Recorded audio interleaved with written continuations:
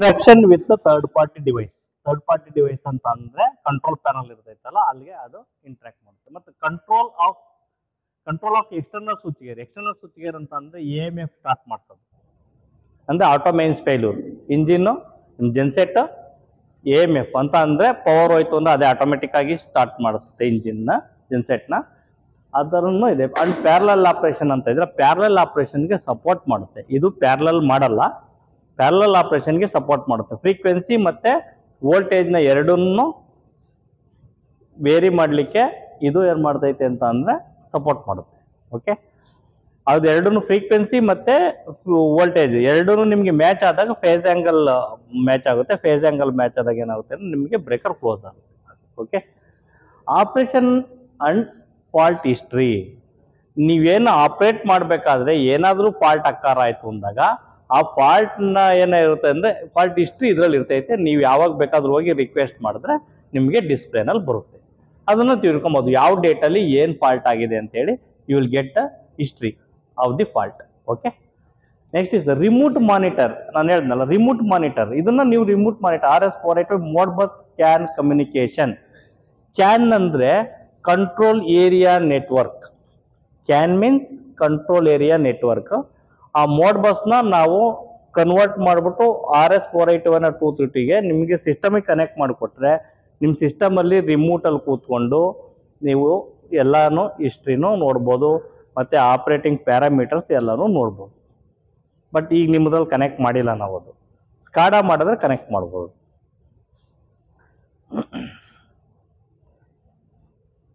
ಇಲ್ಲಿದೆ ನೋಡಿ ಏನೇನಿದೆ ಏನೇನಿದೆ functions. High battery voltage, high coolant temperature, low battery voltage, low coolant temperature, low fuel ಇರಲ್ಲ ಇದರಲ್ಲಿ. ಯಾಕೆಂದರೆ ಇದು ನೀವು ಸಪ್ರೇಟಾಗಿ ಸೆನ್ಸರ್ ಹಾಕೊಂಡು ಆಪ್ರೇಟ್ ಮಾಡ್ತಾ ಇದ್ದೀರಾ, ಇದಕ್ಕೆ ಕನೆಕ್ಟ್ ಮಾಡಿಲ್ಲ ಅದು. ಆಮೇಲೆ low oil pressure, speed sensor fault, starting and weak battery. Crank ಮಾಡಬೇಕಾದಾಗ ಬ್ಯಾಟ್ರಿ ವೀಕ್ ಇತ್ತು ಅಂದರೆ ಇದು ಅಟೆಂಪ್ಟ್ ಕೊಡ್ತೈತೆ. 1, 2, 3 ಅಟೆಂಪ್ಟ್ ಟ್ರೈ ಮಾಡ್ತೈತೆ. ಆ 3 ಅಟೆಂಪ್ಟಲ್ಲಿ ಆನ್ ಆಗಿಲ್ಲ ಫಸ್ಟ್ ಒಂದು ಕ್ರ್ಯಾಂಕ್ ಕೊಡುತ್ತೆ, ಮತ್ತೆ ಫಾಸ್ಟ್ ಟೈಮ್ ಅಂತ ಬರ್ತೈತೆ, ಮತ್ತೆ ಕ್ರ್ಯಾಂಕ್ ಕೊಡ್ತೈತೆ, ಮತ್ತೆ ಫಾಸ್ಟ್ ಬರುತ್ತೆ, ಮತ್ತೆ ಕ್ರ್ಯಾಂಕ್ ಕೊಡುತ್ತೆ. 3 ಅಟೆಂಪ್ಟಲ್ಲಿ ಜೆನ್ಸೆಟ್ ಸ್ಟಾರ್ಟ್ ಆಗಿಲ್ಲ ಅಂತ ಅಂದರೆ ನಿಮಗೆ ಸ್ಟಾರ್ಟ್ ಫೇಲ್ಯೂರ್ ಬರುತ್ತೆ. ಇಲ್ಲಾಂದ್ರೆ ಲಾಕ್ಡ್ ರೋಟರ್ ಅಂತ ಬರುತ್ತೆ, ಅದು ವೀಕ್ ಬ್ಯಾಟ್ರಿ. ಇಲ್ಲಾಂದರೆ ಸ್ಟಾರ್ಟರ್ ಮೋಟರ್ ಪ್ರಾಬ್ಲಮ್ ಇರ್ಬೋದು, ಇಲ್ಲ ಸ್ಟಾರ್ಟ್ ಸೊಲೆನಾಯ್ಡಲ್ ಪ್ರಾಬ್ಲಮ್ ಇರ್ಬೋದು, ಇಲ್ಲ ಸ್ಟಾರ್ಟ್ ರಿಲೇನಲ್ಲಿ ಪ್ರಾಬ್ಲಮ್ ಇರ್ಬೋದು ಅದು.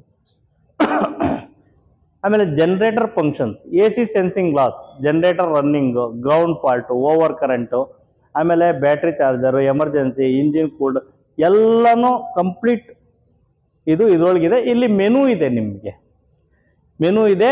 14 ಮೆನುವರೆಗೂ ಇದೆ, 14ವರೆಗೂ ಇದೆ. 1, 2, 3, 4, 5 ಅಲ್ಲಿ ನೀವು ಮೆನುನಲ್ಲಿ ಹೋದ್ರೆ ಏನೇನು ನೋಡ್ಬೋದು ಅಲ್ವಾ, ಅದು ನೋಡ್ಬೋದು. ಆಮೇಲೆ ಏನೇನು ಸೆಟ್ಟಿಂಗ್ಸ್ ಮಾಡ್ಬೋದು. ಸೆಟ್ಟಿಂಗ್ಸ್ ಮಾಡೋದಕ್ಕೆ ಏನು ಅಂತ ಅಂದ್ರೆ ನಿಮಗೆ ಪಾಸ್ವರ್ಡ್ ಬೇಕಾಗುತ್ತೆ. ಆ ಪಾಸ್ವರ್ಡ್ ಓಪನ್ ಹಾಕ್ಬಿಟ್ಟು ಪಾಸ್ವರ್ಡ್ನ ನೀವೇನೋ ಸೆಟ್ಟಿಂಗ್ಸ್ ಬೇಕಂದ್ರೆ ಮಾಡ್ಬೋದು.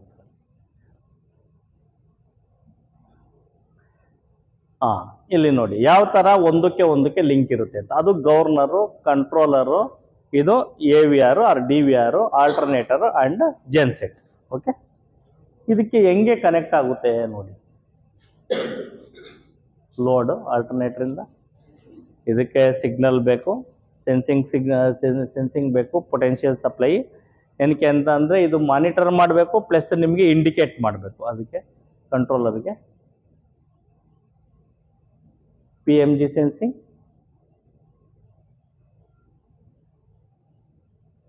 PWM ಮೀನ್ಸ್ ವೇರಿ ಮಾಡಲಿಕ್ಕೆ ವೋಲ್ಟೇಜ್ನ ಕಂಟ್ರೋಲ್ ಮಾಡಲಿಕ್ಕೆ ಪಾಸಿಟಿವ್ ನೆಗೆಟಿವ್. ಆಮೇಲೆ excitation, F positive and negative feed excitation. ನೋಡಿ ಇಲ್ಲಿ ಕಾಣ್ತಾ ಇದೆಯಾ, ಒಂದು ಕಂಟ್ರೋಲರ್ಗೆ ಹೋಗ್ತಾ ಇರೋದೇನದು ಇನ್ಪುಟ್. ಓಕೆ, ಯಾವುದೋ ಇಂಜಿನ್ನಿಂದ ಕಂಟ್ರೋಲರ್ಗೆ ಹೋಗೋದು. ಯಾವುದು ರಿಸೀವ್ ಮಾಡುತ್ತಲ್ಲ, ರಿಸೀವ್ನ ಏನಂತ ಹೇಳ್ತೀವಿ ಯಾವಾಗ ಒಂದೊಂದೇ ಇನ್ಪುಟ್ ಅಂತ ಹೇಳ್ತೀವಿ. ಕರೆಕ್ಟಾ? ಯಾವುದು ಕಂಟ್ರೋಲರಿಂದ ಔಟ್ಸೈಡು ನಿಮಗೆ ಮೆಸೇಜ್ ಆಚೆ ಹೋಗುತ್ತಲ್ಲ, ಆ ಮೆಸೇಜ್ ಆಗಲಿ any kind of any potential supply ಏನಾದ್ರೂ ಆಚೆಗಡೆ ಹೊರಗಡೆ ಹೋಗ್ತಾ ಇದೆ ಅಂದರೆ ಅದಕ್ಕೆ ಔಟ್ಪುಟ್ ಅಂತ ಹೇಳ್ತೀವಿ. It is going outside from the controller. ಅದಕ್ಕೆ ನಾವೆಂತ ಹೇಳ್ತೀವಿ ಔಟ್ಪುಟ್ ಅಂತ ಹೇಳ್ತೀವಿ. ಇನ್ಪುಟ್ ಔಟ್ಪುಟ್ ಅದಕ್ಕೇನೆ. ಇನ್ಪುಟ್ ಕರೆಕ್ಟ್ ಆಗಿದ್ರೆ ನಿಮ್ಗೆ ಔಟ್ಪುಟ್ 100% ಕರೆಕ್ಟಾಗಿ ಬರುತ್ತೆ. ಏನೋ ಫಾಲ್ಟ್ ಇತ್ತು ಅಂದ್ರೆ ನಾವು ಫಸ್ಟ್ ಚೆಕ್ ಮಾಡ್ಬೇಕಾಗಿರೋದು ಇನ್ಪುಟ್ಟಲ್ಲಿ ಪ್ರಾಬ್ಲಮ್ ಇರೋದ್ರಿಂದ ಔಟ್ಪುಟ್ ಬರ್ತಾ ಇಲ್ಲ ಅಂತ ಅರ್ಥ ಅಷ್ಟೇ. ಓಕೆ, ನೋಡಿ ನಾನು ನಿಮ್ಗೆ ಹೇಳಿದೆ ಇಂಜಿನ್ನಿಂದ ನಾವು AVRಗೆ ಏನಾದರೂ ಕನೆಕ್ಷನ್ ಕೊಟ್ಟಿದ್ದೀವಾ? ಇದೆಯಾ? ಇಲ್ಲ ತಾನೆ. ಇದು ಇಂಜಿನ್ ಇದೆ ಇಲ್ಲಿ. ಈ ಇಂಜಿನ್ನಿಂದ ನಾವು ಇಲ್ಲಿ ಏನೂ ಕೊಟ್ಟಿಲ್ಲ ಇದಕ್ಕೆ. ಇದು DVR ಇಲ್ಲಾಂದ್ರೆ AVR ಅಂತ ಹೇಳ್ತೀವಿ, ಕರೆಕ್ಟಾ? ಆಮೇಲೆ ಅಲ್ಲಿ ಗವರ್ನರ್ ಕಂಟ್ರೋಲ್ ಐತೆ. ಗವರ್ನರ್ ಕಂಟ್ರೋಲ್ಗೆ ನಾವು ಇಲ್ಲಿಂದ ಏನೂ ಕೊಟ್ಟಿಲ್ಲ, ಇಲ್ಲ ಇಲ್ಲಿಂದನೂ ಏನೂ ಕನೆಕ್ಟ್ ಮಾಡಿಲ್ಲ, ಕರೆಕ್ಟ್ ತಾನೆ? ಇದೆರಡೂ ಸಪ್ರೇಟು. ಇಂಜಿನ್ನಲ್ಲಿ ಪ್ರಾಬ್ಲಮ್ ಆಗಿದೆ ಅಂದಾಗ ನಾವೇನು ನೋಡಬೇಕು? ಗವರ್ನರ್ನ ಟಚ್ ಮಾಡಬೇಕು. ನಾವು AVRನ ಮುಟ್ಟೋದಾಗ್ಲಿ ಆಲ್ಟರ್ನೇಟರ್ ಚೆಕ್ ಮಾಡಿ ಏನು ಪ್ರಯೋಜನ ಇಲ್ಲ, ಕರೆಕ್ಟಾ?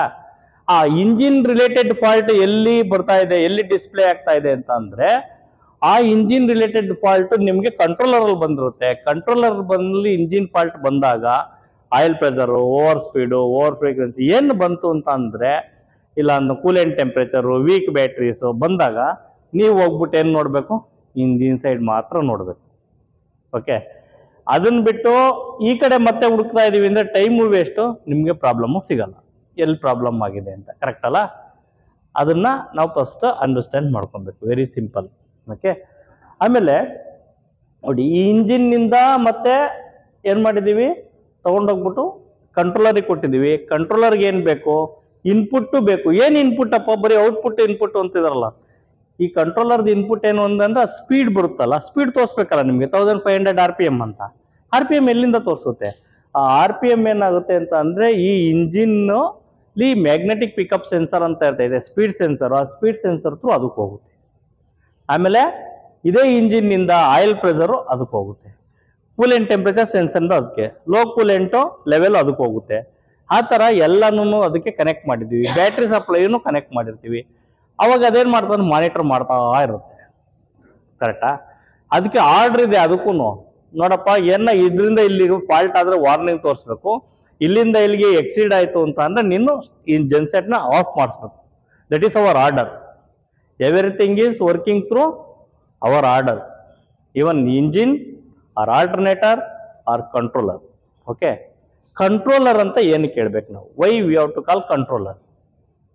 ಕಂಟ್ರೋಲರ್ ಅಂತ ಅಂದ್ರೆ ಕಂಟ್ರೋಲ್ ಮಾಡೋದು. ಕಂಟ್ರೋಲ್ ಮಾಡೋದು ಯಾವ ಥರ ಕಂಟ್ರೋಲ್ ಮಾಡೋದು? ಏನೇನು ಕಂಟ್ರೋಲ್ ಮಾಡುತ್ತೆ? ಈ ಜೆನ್ಸೆಟ್ ಅಲ್ಲಿ ಏನು ಪ್ರಾಬ್ಲಮ್ ಆದರೆ ಯಾವ ಥರ ನಾನು ಇಂಡಿಕೇಟ್ ಮಾಡಬೇಕು, ಅದನ್ನ ಯಾವ ಥರ ಕಂಟ್ರೋಲ್ ಮಾಡಬೇಕು, ಏನು ಸಿಗ್ನಲ್ ಬರ್ತಾ ಇಲ್ಲ ಅಂತ ನಿಮ್ಗೆ ಹೇಳ್ಬೇಕು, ಇಲ್ಲ ಏನು ಸಿಗ್ನಲ್ ಇಂಪ್ರಾಪರ್ ಇದೆ, ಕರೆಕ್ಟಾಗಿ ಅದಕ್ಕೆ ಮ್ಯಾಚ್ ಆಗ್ತಾ ಇಲ್ಲ, ವೋಲ್ಟೇಜ್ ಕಮ್ಮಿ ಆಯಿತು, ಆ ಥರ ಅಂದ್ರೆ ಏನು ಸಿಗ್ನಲ್ ಪಾಸ್ ಮಾಡಬೇಕು, ಎಲ್ಲನೂ ಏನು ಮಾಡುತ್ತೆ? ಕಂಟ್ರೋಲ್ ಮಾಡುತ್ತೆ, ಕರೆಕ್ಟ್ ಅಲ್ಲ? ಅದು ಕಂಟ್ರೋಲರ್. ಅದು ಜೆನ್ಸೆಟ್ ಕಂಟ್ರೋಲರ್ ಅಂತ ಹೇಳ್ತೀವಿ. ಯಾಕೆ ಜೆನ್ಸೆಟ್ ಕಂಟ್ರೋಲರ್ ಅಂದ್ರೆ, ಜೆನ್ಸೆಟ್ ಅಂತ ಹೇಳಿ ಏನು ಕೇಳ್ತೀವಿ ಅಂದ್ರೆ ಇಂಜಿನು, ಆಲ್ಟರ್ನೇಟರು, ಈ ಗವರ್ನರು, ಕಂಟ್ರೋಲರು, AVR, ರೇಡಿಯೇಟ್ರು ಎಲ್ಲ ಕಂಪ್ಲೀಟ್, ಬ್ಯಾಟ್ರಿ ಗೀಟ್ರಿ ಎಲ್ಲ ಸೇರಿಸಿ ಜನರೇಟರ್, ಕರೆಕ್ಟಾ? ಆ ಜನರೇಟರ್ನ ಏನ್ ಮಾಡ್ತೀವಿ ನಾವು? ಜನರೇಟರ್ ಅಂತಾನೆ ಹೇಳಿ ಕಂಟ್ರೋಲ್, ಜೆನ್ಸೆಟ್ ಕಂಟ್ರೋಲರ್. ಜೆನ್ಸೆಟ್ ಕಂಟ್ರೋಲರ್ ಏನ್ ಮಾಡುತ್ತೆ ಅಂದ್ರೆ ಇದೆಲ್ಲಾನು ಮಾನಿಟರ್ ಮಾಡುತ್ತೆ, ಮತ್ತೆ ಎಲ್ಲಾನು ಪ್ರೊಟೆಕ್ಟ್ ಮಾಡುತ್ತೆ, ಮತ್ತೆ ಎಲ್ಲ ಏನೇ ಫಾಲ್ಟ್ ಇದ್ರು ಇಂಡಿಕೇಟ್ ಮಾಡುತ್ತೆ. ಅದಕ್ಕೆ ಏನಂತ ಹೇಳ್ತೀವಿ? ಜೆನ್ಸೆಟ್ ಕಂಟ್ರೋಲರ್ ಅಂತ ಹೇಳ್ತೀವಿ. ಓಕೆ ಓಕೆ, ಗವರ್ನರ್ ಅಂತ ಹೆಂಗಂತ ಹೇಳ್ತೀವಿ? Governor is controlling only the engine. Okay, that will not control the alternators. Any problem is there in engine, we have to check only engine governor, not to DVR or AVR, something else. Alternator problem ittu andre ನೀವು AVR check ಮಾಡಿ. Alternator problem ittu ಅಂದ್ರೆ rectifier check ಮಾಡಿ. Alternator problem ittu ಅಂದ್ರೆ PMG check ಮಾಡಿ. Alternator problem ಇದೆ ಅಂದ್ರೆ field ಎಕ್ಸಿಟರ್ check ಮಾಡಿ, field ಎಕ್ಸಿಟರ್ input check ಮಾಡಿ. ಗೊತ್ತಾಯ್ತಾ? ಇದನ್ನ ಚೆಕ್ ಮಾಡ್ಕೋಬೇಕು. ಕಂಟ್ರೋಲರ್ ಸರಿಯಾಗಿ ನಿಮಗೆ ತೋರಿಸ್ತಾ ಇಲ್ಲ ಅಂತ ಅಂದ್ರೆ ನಾವೇನ್ ಮಾಡ್ಬೇಕು ಅಂದ್ರೆ, ಕಂಟ್ರೋಲರ್ ಇನ್ಪುಟ್ ಸರಿ ಇದೆಯಾ? ಇನ್ಪುಟ್ಟೇ ಸರಿ ಇಲ್ಲ ಅಂತ ಅಂದ್ರೆ ನಿಮ್ಗೆ ಎಲ್ಲಿ ಪ್ರಾಪರ್ ರೀಡಿಂಗ್ ತೋರಿಸುತ್ತೆ? ತೋರಿಸಲ್ಲ ತಾನೆ. First of all improper input, we are getting improper readings, correct ಅಲ್ಲ? Proper reading always getting right readings. Improper sensing, improper information is getting improper readings ಅಷ್ಟೇ. ಅವಾಗ ನಾವ್ ಏನ್ ತೋರಿಸ್ತಾ ಇಲ್ಲ ಅಂದ್ರೆ ಯಾವ್ದಕ್ ತೋರಿಸ್ತಾ ಇಲ್ಲ, ಇಲ್ಲ ಕಾರ್ಡ್ ಅಲ್ಲಿ ಪ್ರಾಬ್ಲಮ್ ಆಗಿರ್ಬೋದಾ ಇಂಟರ್ನಲ್ಲಿ, ಅಲ್ಲಿ ಈ ಸೆನ್ಸರ್ ಸರಿ ಇದ್ರು ಕಾರ್ಡ್ ಎಲ್ಲ ಇಶ್ಯೂ ಇದ್ದಾಗ ಇಂಟರ್ನಲ್ ಮದರ್ ಬೋರ್ಡು ಇಲ್ಲ ಡಾಟರ್ ಬೋರ್ಡು ಕನ್ವರ್ಟರ್ ಬೋರ್ಡ್ ಏನೋ ಪ್ರಾಬ್ಲಮ್ ಇತ್ತು ಅಂದ್ರೆ ಇಲ್ಲಿ ಏನಾಗುತ್ತೆ ಅಂದ್ರೆ ನಿಮ್ಗೆ ರಾಂಗ್ ಆಗಿ ನಿಮ್ಗೆ ಇಂಡಿಕೇಟ್ ಮಾಡುತ್ತೆ. ಗೊತ್ತಾಯ್ತಲ್ಲ, ಅದನ್ನ ನಾವು ನೋಡ್ಕೋಬೇಕು. ಓಕೆ, ಇದು ಗೊತ್ತಾಯ್ತಲ್ಲ ನಿಮ್ಗೆ, ಇದು ಸಿಸ್ಟಮ್ ಒಂದು ಜೆನ್ಸೆಟ್ ಅಲ್ಲಿ ಏನಿರುತ್ತೆ ಅಂತ. ಇಷ್ಟೇ ಇರೋದು ಜನರೇಟರ್ ನಿಮ್ಗೆ. ಅದು ಜನರೇಟರ್, ರೇಡಿಯೇಟರ್ ಇದೆ, ಅದಕ್ಕೆ ಕೂಲೆಂಟ್ ಲೆವೆಲ್ ಸೆನ್ಸರ್ ಒಂದೇ ಇರೋದು. ಓಕೆ, ಇಂಜಿನ್ ಅಲ್ಲಿ ಏನಿದೆ, ಲೋ ಬಾಯ್ಲ್ ಪ್ರೆಷರ್ ಸೆನ್ಸರ್ ಇದೆ, ಆಮೇಲೆ ಕೂಲೆಂಟ್ ಟೆಂಪರೇಚರ್ ಸೆನ್ಸರ್ ಇದೆ, ಇದು MPU ಇದೆ, ಮ್ಯಾಗ್ನೆಟಿಕ್ ಪಿಕಪ್ ಯೂನಿಟ್, ಇಷ್ಟಿದೆ. ಅದ್ ಬಿಟ್ಟು ಅಲ್ಲೇನು ನಾವು ಹೋಗಿ ಹುಡ್ಕಂಗಿಲ್ಲ. AVRಗೆ ಏನಿದೆ ಅಂದ್ರೆ ಇಷ್ಟು ಸೆನ್ಸಿಂಗ್, ಇನ್ಪುಟ್ ಸೆನ್ಸಿಂಗ್ ಬೇಕು, ಮತ್ತೆ PMG ಸೆನ್ಸಿಂಗ್ ನೋಡಬೇಕು, ಮತ್ತೆ ಫೀಲ್ಡ್ ಎಕ್ಸಿಟರ್ ಸೆನ್ಸಿಂಗ್ ನೋಡ್ಬೇಕು, ಇಷ್ಟೇ. ಇದು ಗವರ್ನರ್ ಫಾಲ್ಟ್ ಆಯ್ತು, ಗವರ್ನರ್ ಸಿಗ್ನಲ್ ಸರಿ ಇಲ್ಲ, all you are getting wrong reading. ಮತ್ತೆ ಇಂಜಿನ್ ರನ್ನಿಂಗ್ ಬಿಹೇವಿಯರ್ ಏನಾಗುತ್ತೆ ನಿಮಗೆ, ಇಂಜಿನ್ ಔಟ್ಪುಟ್ ಇಲ್ಲ ಆಲ್ಟರ್ನೇಟ್ ಔಟ್ಪುಟ್ ಅಲ್ಲಿ ಪ್ರಾಬ್ಲಮ್ ಆಗುತ್ತೆ. ಯಾವಾಗನು sensor also most important. Okay, sensor ಏನು ಅಂತ ಅಂದ್ರೆ ಸೆನ್ಸರೇ ಕೊಡೋದು input messages, input sensing voltages ಎಲ್ಲ ಪಾಸ್ ಮಾಡೋದು ಅದನ್ನು. ಓಕೆ,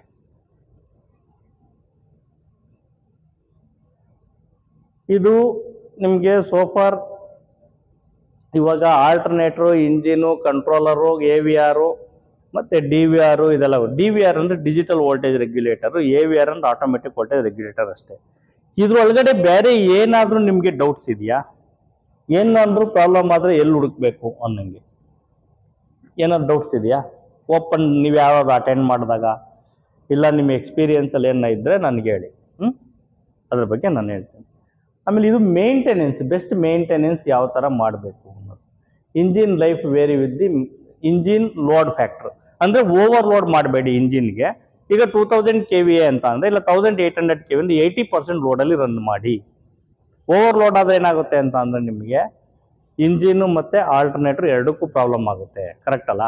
ಓವರ್ಲೋಡ್ ಅಂದ್ರೇನು, ಲೋಡ್ ಮಾಡಿ, ಓವರ್ಲೋಡ್ ಮಾಡಬೇಡಿ. ನಿನ್ನ ಕೆಪಾಸಿಟಿ ಎಷ್ಟು?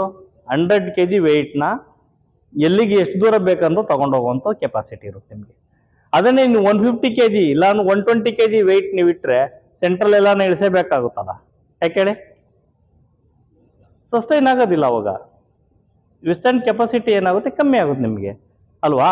ಅದೇ ಥರ ಏನಾಗುತ್ತೆ ಅಂದರೆ ನಾವು ಇಷ್ಟು KVA ಜನರೇಟ್ರಿಗೆ ಇಷ್ಟು ಪರ್ಸೆಂಟೇಜ್ ಲೋಡ್ ಹಾಕಬೇಕು, ಎಲ್ತಿ ರನ್ ಆಗಬೇಕು ಅಂತ ಅಂದ್ರೆ ನಿಮಗೆ ಎಲ್ತಿಯಾಗಿ ಜೆನ್ಸೆಟ್ ರನ್ ಆಗಬೇಕು ಅಂದರೆ ಇಷ್ಟು ಪರ್ಸೆಂಟೇಜ್ ಲೋಡ್ ಕೊಡಿ.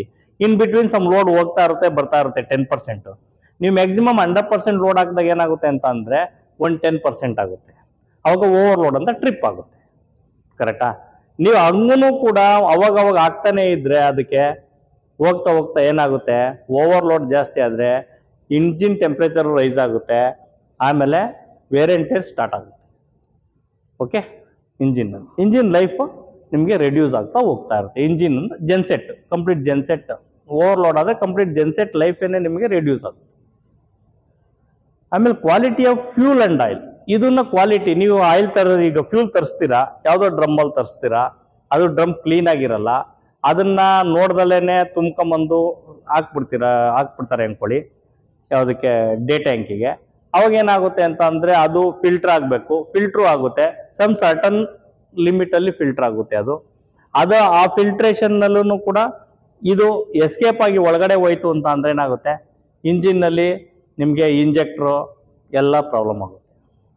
ಓಕೆ, ಆಮೇಲೆ ನಿಮಗೆ ಬರ್ತಾ ಇರೋ ಔಟ್ಪುಟ್ಟಲ್ಲೂ ಪ್ರಾಬ್ಲಮ್ ಆಗುತ್ತೆ. ಸ್ಪೀಡ್ ಡ್ರಾಪ್ ಆಗ್ಬೋದು, ಪ್ರಾಪರ್ ಫ್ಯೂಲ್ ಸಪ್ಲೈ ಆಗ್ದಲೇ ಇರ್ಬೋದು, ಆಮೇಲೆ ಬೇಗ ನಿಮಗೆ ಫಿಲ್ಟ್ರ್ ಚೋಕ್ ಆಗ್ಬೋದು, ಆಮೇಲೆ ಇಂಜೆಕ್ಟ್ರಲ್ಲಿ ಟಿಪ್ ಅಸೆಂಬ್ಲಿನಲ್ಲಿ ಬ್ಲಾಕ್ ಆಗಿ ಅದನ್ನು ಡ್ಯಾಮೇಜ್ ಆಗ್ಬೋದು.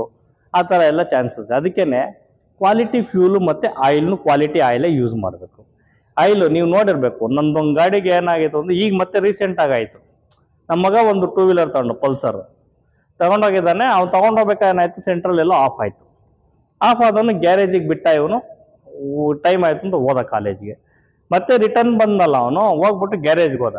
ಗ್ಯಾರೇಜ್ ಅವನು ಇದು ಆಫ್ ಆಗೋಗಿದೆಲ್ಲ, ಇದು ಹೋಗಿದೆ ಅದು ಹೋಗಿದೆ. ಸರಿ ಆಯಿಲು ಇಲ್ಲ ಕಮ್ಮಿ ಐತೆ, ಆಯಿಲ್ ಹಾಕ್ಬೇಕು. ಸರಿ ಆಯಿಲ್ ಹಾಕು, ಸ್ವಲ್ಪ ಕಮ್ಮಿ ಇತ್ತು ಆಯಿಲ್, ಇಲ್ಲ ಒಳ್ಳೆ ಗ್ರೇಡ್ ಆಯಿಲ್ ಹಾಕಿದ್ರು ಸರಿ. ಅವನು ಯಾವುದೋ ಗ್ರೇಡ್ ಆಯಿಲ್ ಹಾಕದ. ನಮಗ ಏನು ಮಾಡ್ದ, ಅಲ್ಲಿಂದ ಗಾಡಿ ಹೋದ, ಒಂದು ಆಯ್ತು ದುಡ್ಡು ಕೊಟ್ಟ, ತಗೊಂಡ ಗಾಡಿ ಬಂದ ಮನೆ ತಕ್ಕ ಬಂದ. ಮನೆದವ್ರ ಮೇಲ್ಗಡೆ ನಿಂತು ನಾನು ಬಂದಬೇಕಾದ್ರೆ ಏನಾಯ್ತು ಅಂದ್ರೆ ಗಾಡಿನಲ್ಲಿ ಹಿಂದೆಗಡೆ ಸ್ಮೋಕ್ ಬರ್ತಾ ಇದೆ, ವೈಟ್ ಸ್ಮೋಕ್, ಬುಗ ಬುಗ ಬುಗ ಅಂತ. ನಾನು ಹೇಳಿದೆ, ನೀನು ಇಲ್ಲ 4 ಕಿಲೋಮೀಟರ್ ಓಡಿಸ್ಕೊಂಡ್ಬಂದು ಇಲ್ಲಿಗೆ ನಿಲ್ಲಿಸ್ಬಿಡು, ಹಿಂಗೆ ಗಾಡಿ ಯೂಸ್ ಮಾಡಬೇಡ. ನೆಕ್ಸ್ಟ್ ಫಸ್ಟ್ ಆಯಿಲ್ ಡ್ರೈನ್ ಮಾಡಿಬಿಟ್ಟು ಒಳ್ಳೆ ಆಯಿಲ್ ಹಾಕೋಣ. ಓಕೆ, 20W40 ಒಳ್ಳೆ ಗ್ರೇಡ್ ಆಯಿಲು, ಕರೆಕ್ಟಾಗಿರೋ ಕಂಪ್ನಿ ಗ್ರೇಡ್ ಆಯಿಲು ಹಾಕೋಣ, ಯಾವ್ದು ರೆಕಮೆಂಡ್ ಮಾಡಿದ್ದಾರೆ ಅಂತೇಳಿ ಇಮಿಡಿಯೇಟ್ ಡ್ರೈನ್ ಮಾಡಿ, ಆಮೇಲೆ ಹೊಸ ಆಯಿಲ್ ಫಿಲ್ ಮಾಡಿ, ಆಮೇಲೆ ಯೂಸ್ ಮಾಡೋಕ್ಕೆ ಹೇಳಿದ್ರೆ ಇವು ಕರೆಕ್ಟಾಗಿ ಬಿಡ್ತಾ ಇದೆ. ನಾನೇನು ಹಂಗೆ ಬಿಟ್ಟಿದೆ ಅನ್ಕೊಳ್ಳಿ, ಔಟ್, ಇಂಜಿನೇ ಹೋಗ್ಬಿಡೋದು. ಕರೆಕ್ಟಾ? ಆ ಥರ ಆಗುತ್ತೆ. ಯಾಕೆ ಅಂತ ಅಂದರೆ ಆಯಿಲಲ್ಲಿ ಪ್ರಾಪರ್ಟೀಸ್ ಇದೆಯಲ್ಲ, ಆ ಪ್ರಾಪರ್ಟೀಸ್ ಇಷ್ಟಿಷ್ಟು ಇರಬೇಕು ಅಂತ ಇರುತ್ತೆ.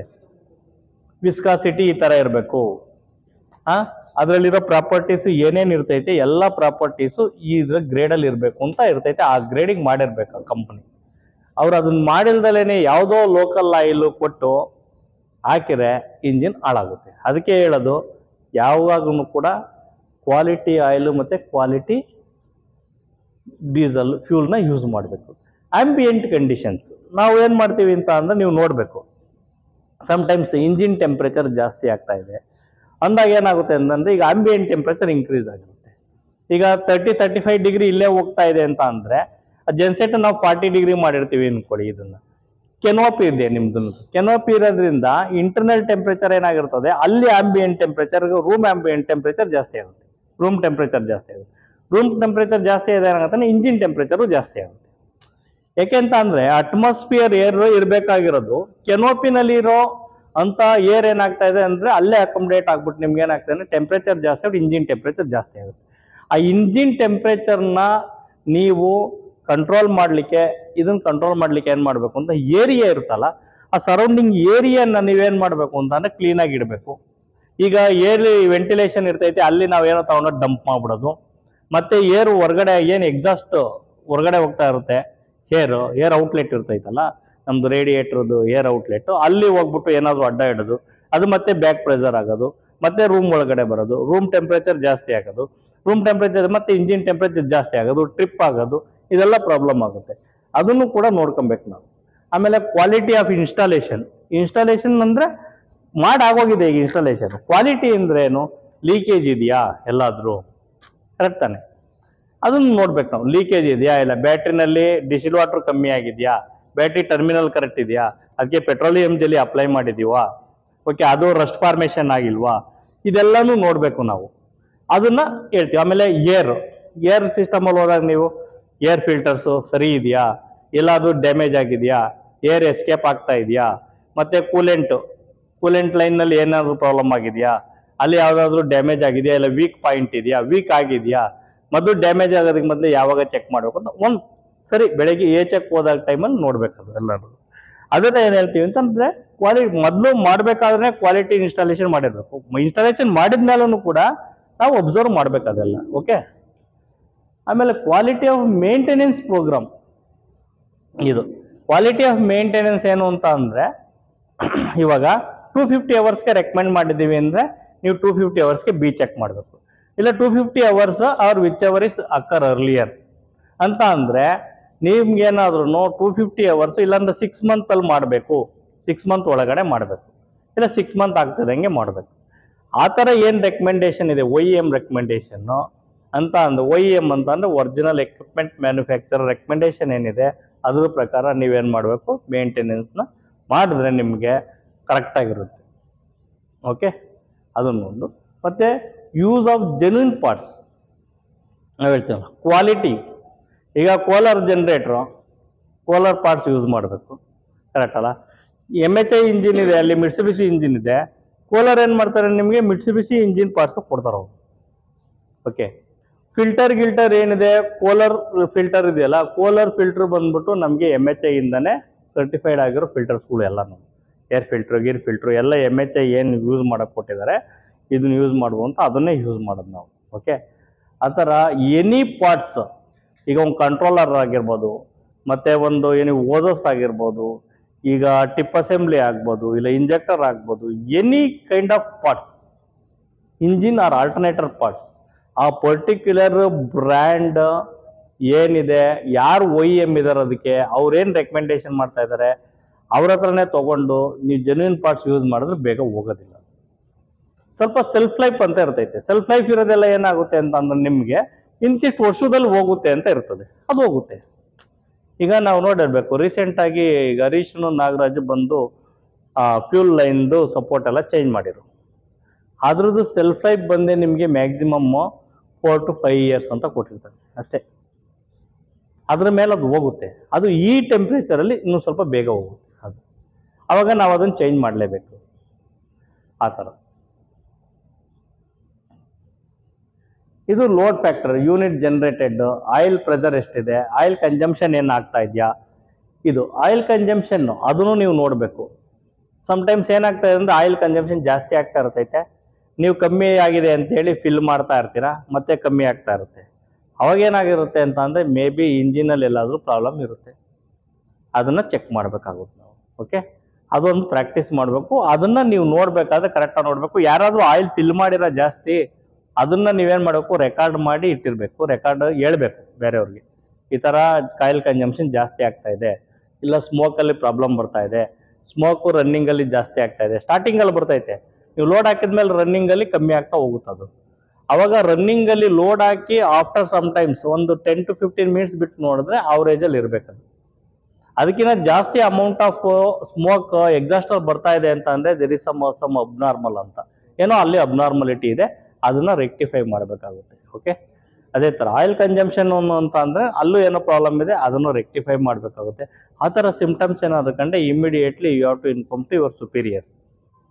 ಓಕೆ, ಆಮೇಲೆ ಆಯಿಲ್ ಕನ್ಸಂಪ್ಷನ್ ಅಂತಾರೆ. ಆಯಿಲ್ ಲೂಬ್ ಆಯಿಲ್ ಟೆಂಪ್ರೇಚರ್, ನಿಮಗೆ ಲೂಬ್ ಆಯಿಲ್ ಟೆಂಪ್ರೇಚರ್ ತೋರಿಸಲ್ಲ, ಕೂಲೆಂಟ್ ಟೆಂಪ್ರೇಚರ್ ತೋರಿಸುತ್ತೆ. Coolant temperature almost lube oil temperature is the same, almost ಅಂತ ಅಂದರೆ ಒಂದು 10-20 ಡಿಗ್ರಿ ಡಿಫ್ರೆನ್ಸ್ ಇರುತ್ತೆ ಅಷ್ಟೇ. ಆಯಿಲ್ ಪ್ರೆಷರ್, ಆಯಿಲ್ ಟೆಂಪ್ರೇಚರ್ ಜಾಸ್ತಿ ಇರುತ್ತೆ, ಕೂಲೆಂಟ್ ಟೆಂಪ್ರೇಚರ್ ಕಮ್ಮಿ ಇರುತ್ತೆ. ಓಕೆ, ಲೋಡ್ ಆನ್ DC, ಇದು ಲೋಡ್ ಆನ್ ಇಂಜಿನ್ ಅಂತ ಅಂದರೆ ಏನು ನಾವು ರೆಕಮೆಂಡ್ ಮಾಡ್ತೀವಲ್ಲ ಅಷ್ಟು ಮಾತ್ರ ಲೋಡ್ ಹಾಕಿ ಅಷ್ಟೇ. Maintain your engine, do it properly, do it knowingly, do it regularly. ಇದು ಪ್ರಾಪರ್ ಆಗಿ ಮಾಡಬೇಕು, ಗೊತ್ತಾಯ್ತಾ? ಆಮೇಲೆ ಗೊತ್ತಿರಬೇಕು ಮಾಡಬೇಕಾದ್ರೆ. ಆಮೇಲೆ ಅದನ್ನು ರೆಗ್ಯುಲರ್ ಆಗಿ ಏನೇನು ಮೇಂಟೆನೆನ್ಸ್ ಮಾಡಬೇಕು ಅದನ್ನು ಮೇಂಟೈನ್ ಮಾಡಬೇಕು, ಮೇಂಟೆನೆನ್ಸ್ ಅಂತೂ ಮಾಡಬೇಕು. ಮೇಂಟೆನೆನ್ಸ್ ಮಾಡಿಲ್ಲ ಅಂತಂದರೆ ನಿಮಗೆ ಯಾವುದೇ ಒಂದು ಎಕ್ವಿಪ್ಮೆಂಟು ಲೈಫ್ ಟೈಮು, ಯಾವುದೇ ಒಂದು ಎಕ್ವಿಪ್ಮೆಂಟ್ ಲೈಫ್ ಟೈಮು ರಿಡ್ಯೂಸ್ ಆಗ್ತಾ ಹೋಗುತ್ತೆ. Maintenance very very important. even our vehicle also which we are using, 2-wheelers and all, no, in our home car or 2-wheelers, that also we have to carry out on time maintenance. Otherwise that it will give trouble any times.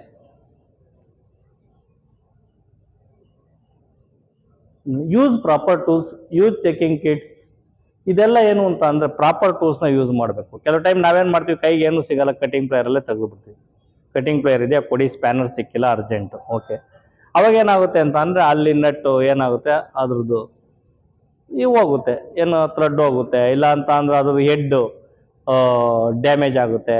ಮತ್ತು next ಸ್ಪ್ಯಾನರಲ್ಲಿ ತೆಗಿಯೋಕ್ಕಾಗಲ್ಲ, ಆಮೇಲೆ cut ಮಾಡಬೇಕಾಗಿ ಬರುತ್ತೆ, ಅದೆಲ್ಲ problem. ಅದಕ್ಕೆ we have to use proper tools and use checking kits. ಈ ಥರ kit ಇಟ್ಕೋಬೇಕು, ಅದನ್ನು ನೀವು ಯೂಸ್ ಮಾಡಿದ್ರೆ ಒಳ್ಳೆಯದು. ಕ್ಲೀನ್ ಲೈನ್ಸ್, ಜನರೇಟರ್ ಅಕ್ಕಪಕ್ಕ ಕ್ಲೀನಿಂಗ್ ಆಗಿಡಬೇಕು, ಕ್ಲೀನ್ ಇರಬೇಕು. ಮತ್ತು follow work instruction for each check. ನಾವೇನೇನು ಕೊಟ್ಟಿರ್ತೀವಿ, ಏನೇನು ಚೆಕ್ ಮಾಡಬೇಕು, ಎ ಚೆಕ್ ಬಿ ಚೆಕ್ ಆ ಥರ ಅಂದಾಗ ಎ ಚೆಕ್ಕಲ್ಲಿ ನೀವೇನೇನು ಚೆಕ್ ಮಾಡಬೇಕು ಅದನ್ನು ಫಾಲೋ ಮಾಡಿಬಿಟ್ಟು ಆ ಇನ್ಸ್ಟ್ರಕ್ಷನ್ಸ್ ಪ್ರಕಾರ ಮಾಡಬೇಕು. ಆಮೇಲೆ use genuine Kohler parts only, follow the maintenance chart. Maintenance chart ಇರುತ್ತೆ ನಿಮಗೆ. ಚೆಕ್, ಎ ಚೆಕ್ಕಲ್ಲಿ ನೀವೇನೇನು ಮಾಡ್ತಾ ಇದ್ದೀರಾ ಇದೆಲ್ಲ ಮಾಡ್ತಾ ಇದ್ದೀರಲ್ಲ. Check engine coolant level, over filling ಮಾಡಬಾರ್ದು. ಆಮೇಲೆ treated water, check belt condition. ಆಮೇಲೆ ಲಾಸ್ ಆಫ್ ಲೆವೆಲ್ ನೋಡಿ, ಇಲ್ಲಿ low level leads to high temperature, leads to loss of coolant. Okay, ಆಮೇಲೆ always top off the coolant only with treated water. ಅಕಸ್ಮಾತ್ ನಿಮ್ಮ ಹತ್ರ coolant ಕೆಲವು ಟೈಮ್ ಕೆಲವು engine ನಾವೇನು ಮಾಡ್ತೀವಿ ಅಂತ ಅಂದರೆ, ಓಲ್ವೋ ಇಂಜಿನಲ್ಲೆಲ್ಲ ಫ್ರೀ ಮಿಕ್ಸ್ ಕೂಲೆಂಟ್ ಅಂತ ಬರ್ತದೆ, ಅದನ್ನೇ ಹಾಕ್ತೀವಿ. ಇಲ್ಲಿ ನಾವೇನ್ ಮಾಡ್ತೀವಿ ನಿಮ್ಮ ಇಂಜಿನ್ಗೆ ಅಂದ್ರೆ 4 ಕೂಲ್ ಅಂತ ಬರ್ತೈತೆ, ಅದು ಇಂತಿಂತ ರೇಷಿಯೋದಲ್ಲಿ ಇಷ್ಟು ರೇಷಿಯೋದಲ್ಲಿ ಮಿಕ್ಸ್ ಮಾಡಿ ಹಾಕ್ಬೇಕು ಅಂತ ಇರ್ತದೆ. ಅಷ್ಟು ರೇಷಿಯೋದಲ್ಲಿ ಮಿಕ್ಸ್ ಮಾಡ್ಬಿಟ್ಟು ನಮ್ಮ ಇಂಜಿನಿಯರ್ನ ಫಿಲ್ ಮಾಡ್ತಾರೆ.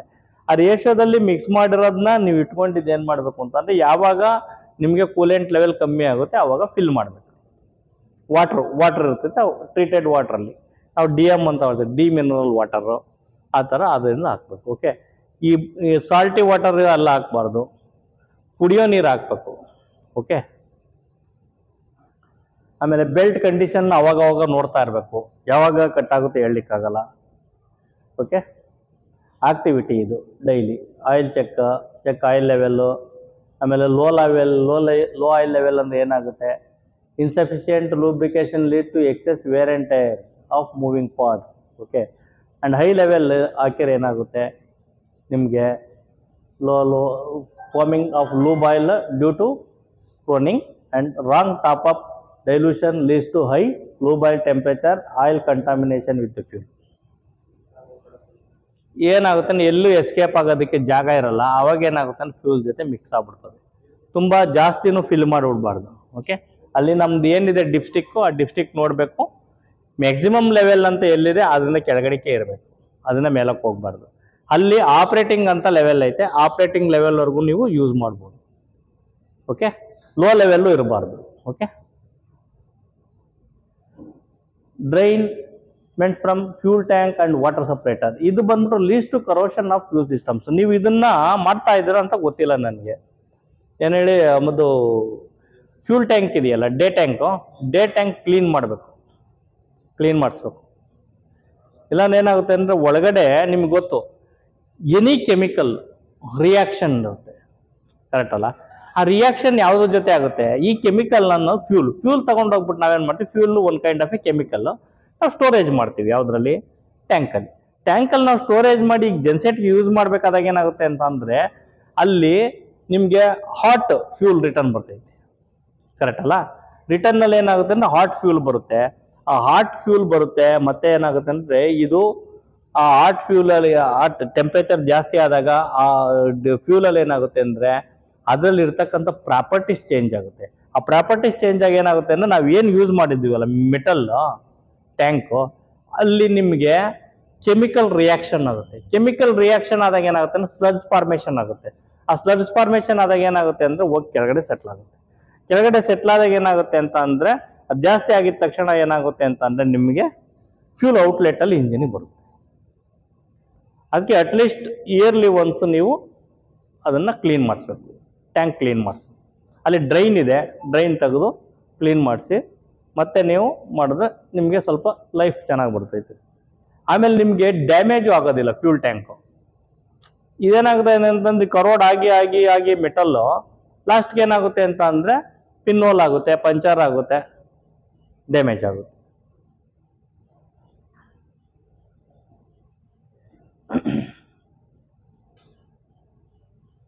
Check and correct oil leakages, clean lines, waste elimination, ಆಮೇಲೆ check and correct coolant leaks. ಇದೆಲ್ಲನೂ ಏನಾನು ಪ್ರಾಬ್ಲಮ್ ಇದ್ದರೆ ನೀವು ಇಮ್ಮಿಡಿಯೇಟ್ ಹೇಳಿದ್ರೆ ನಾವೆಲ್ಲ ಅರೆಸ್ಟ್ ಮಾಡ್ಕೊಳ್ತೀವಿ. ಓಕೆ, ಇದು ಆಕ್ಟಿವಿಟಿನಲ್ಲಿ ಇದು ಒಂದು check. Air cleaner restrictions, air filter ಏನೋ ಚೋಕ್ ಆಗಿದೆಯಾ ಏನು ಅಂತ, ಆಮೇಲೆ ಏನೋ ಡ್ಯಾಮೇಜ್ ಆಗಿದೆಯಾ ಏನು ಅಂತ ಏರ್ ಫಿಲ್ಟರ್ನ ಚೆಕ್ ಮಾಡ್ಕೋಬೇಕು. ಓಕೆ, ಎವ್ರಿ 250 ಅವರ್ಸ್, ಇದು 500 ಅವರ್ಸ್ ಅಂತ ಹಾಕಿದ್ರೆ 250 ಅವರ್ಸ್ಗೆ ಚೇಂಜ್ ಮಾಡಬೇಕು ಫಿಲ್ಟ್ರು ಆಯಿಲ್. ಇದನ್ನು every recommended hours engine oil, sludge formation, oil contamination, ಈ ಅಡಿಟಿವ್ ಡಿಪ್ರೆಷನ್ ಇದೆಲ್ಲ ಆಗಬಾರ್ದು. Okay, use recommended brand oil, use brand with known quality background. If values do not meet specs, contact oil manufacturer. Okay, ಇದು keep dirty outside engine, maintain the thin lubricating oil film and all moving parts and regulate the engine fuels, control operating temperature, guard against corrosion, ಮತ್ತು let the engine breathe ಮಾಡಲಿಕ್ಕೆ ಒಳ್ಳೆ air ಕೊಡಬೇಕು, ಅದನ್ನು ನೀವು ನೋಡ್ಕೊಬೇಕು. Air inlet proper ಇದೆಯಾ ಏನು ಅಂತ ಹೇಳಿ, ವೆಂಟಿಲೇಷನ್ನು ಮತ್ತು ಎಕ್ಸಾಸ್ಟು ಅದೆಲ್ಲನೂ ನೋಡ್ಕೋಬೇಕು. Prevent over speeding, know the condition of your engine, correct the trouble while they are simple, schedule and control your maintenance. ಇದು ಆಯಿಲ್.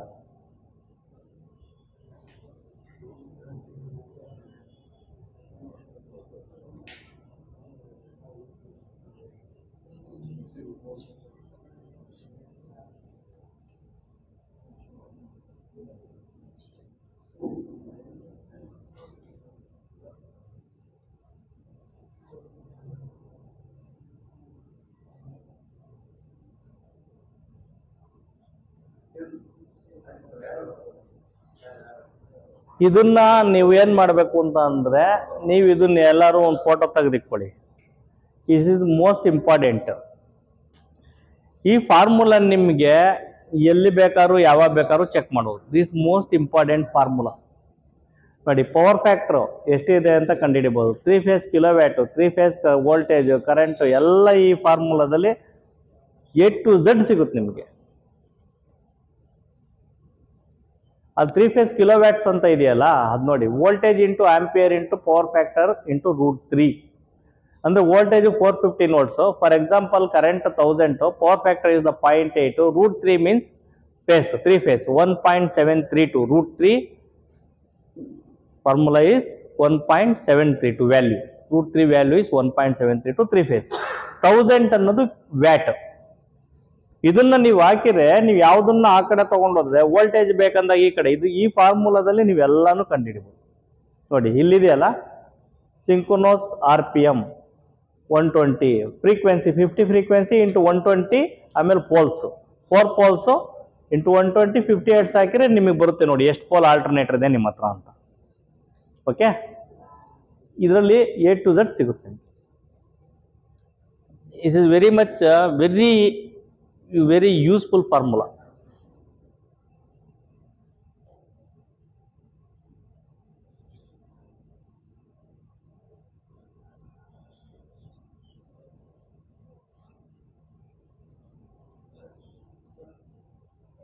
Okay.